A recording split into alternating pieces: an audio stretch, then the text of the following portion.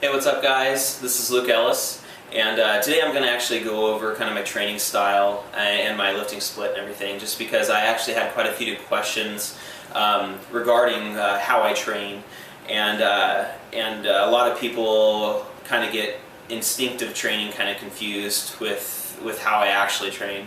There is a big structure to my program.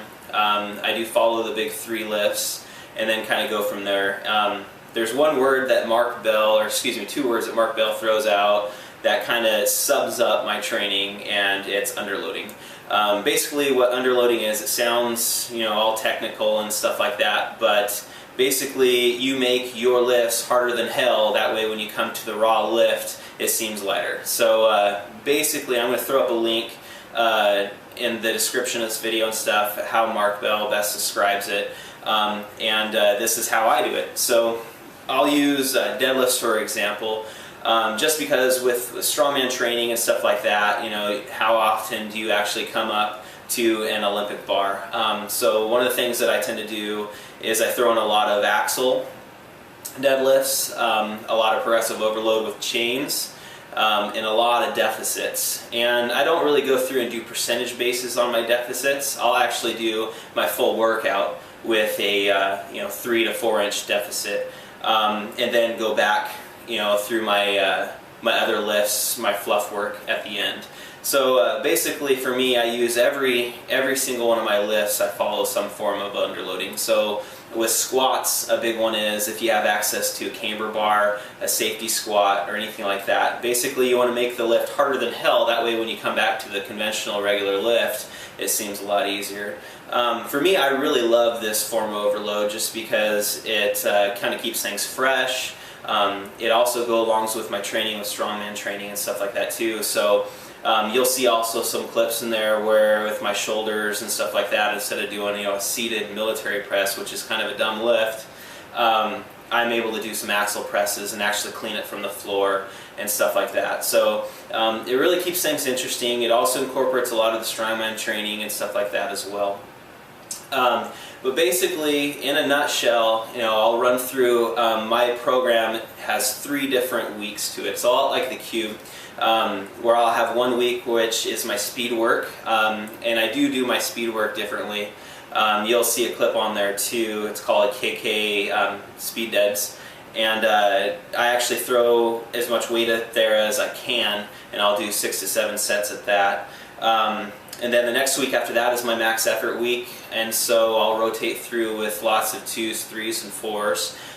Again, it's multiple sets and stuff like that too. I'll usually work up to 3 sets at that top weight of 2s. The next week after that is my volume work or rep work, and that goes kind of all over the place. I might go from sets of 12 to 20. Anywhere in there, just kind of depending on how everything's progressing. So the thing with underloading you have to remember is it's not just something you throw into a program. When you read an article and stuff like that that Mark Bell put out, it's something that follows a structured program.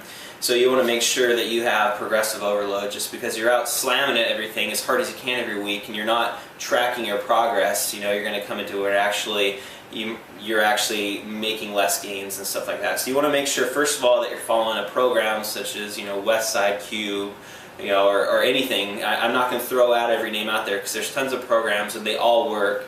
But for you, find a program that you like. Then next, every 3rd week you're going to come back to, or 3rd lift, excuse me, you're going to come back to the raw lift.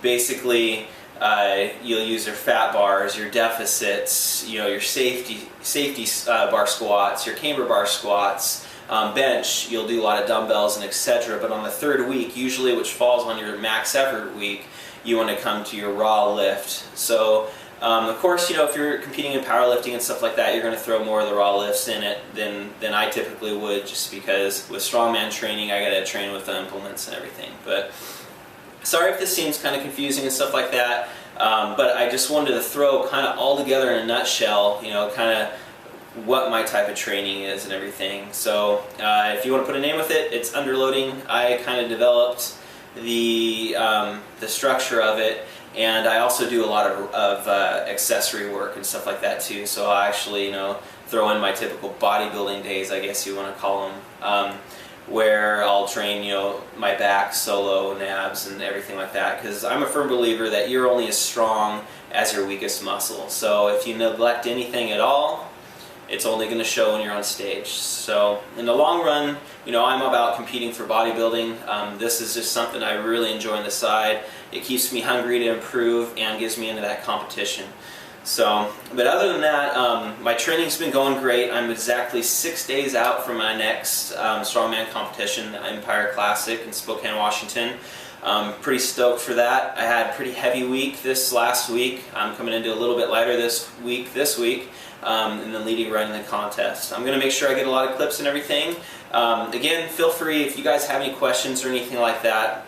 I know I rambled a little bit on underloading. Again, I'm going to put the link in there just so you can get more of a basis of it. Please leave a question or comment or anything in the section, and I'll get to you. I have a few questions from my last one that I'm going to do on my next vlog, and until next time, I'll talk to you guys later.